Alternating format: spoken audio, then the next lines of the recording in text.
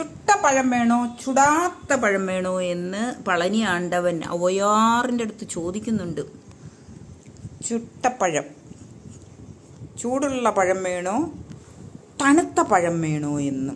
കണ്ടോ, ആർഷജ്ഞാനമാണത്, ആർഷജ്ഞാനം.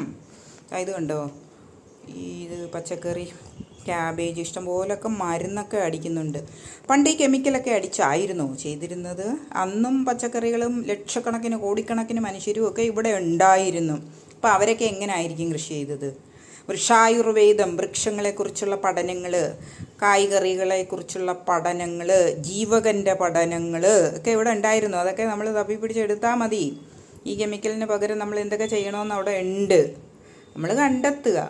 നമ്മളെ പോലെയുള്ള ആൾക്കാർക്കത് പാടല്ലയോ, സാധാരണക്കാർക്കത് പാടാം. അതൊക്കെ കണ്ടെത്തുക. ആർഷജ്ഞാനമാണ് നാളികേരത്തിൻ്റെ എണ്ണയും എള്ളെണ്ണയും ഒക്കെ. നെയ്വിളക്കൊക്കെ കത്തിക്കുന്നത്, നെയ്വിളക്ക് ചില വിശേഷ ദിവസങ്ങളിൽ നെയ്വിളക്ക്, ചില വിശേഷ ദിവസങ്ങളിൽ നാളികേരത്തിൻ്റെ എണ്ണയ്ക്കകത്ത്, നാളികേരത്തിനകത്താണ് വിളക്ക് കത്തിച്ച് വെക്കുന്നത്. ചിലപ്പോൾ നെയ്വിളക്ക്, എള്ളെണ്ണയിലാണ് നിലവിളക്ക്, വിളക്കുകളെല്ലാം കത്തിക്കുന്നത്. ഇതെല്ലാം കെമിസ്ട്രിയാണ്. ആർഷജ്ഞാനം എന്ന് പറയുന്നതാണ് മഹാജ്ഞാനം, മഹാജ്ഞാനികളുടെ ആർഷജ്ഞാനം. സൂര്യനാണ് ഇതിനെയൊക്കെ നിയന്ത്രിക്കുന്നത്.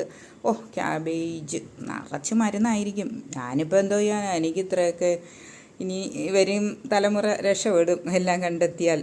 ഇതിവിടെ കെമിസ്ട്രി ആയത്, ഇതിലുണ്ടാകുന്ന പ്രോഡക്റ്റുകൾ എന്തൊക്കെയാണെന്നുള്ളത്. ഇതൊരു രാസമാറ്റമാണ് ഇവിടെ നടക്കുന്നത്, രാസമാറ്റം. ആ പുകയൊക്കെ വരുന്ന കണ്ട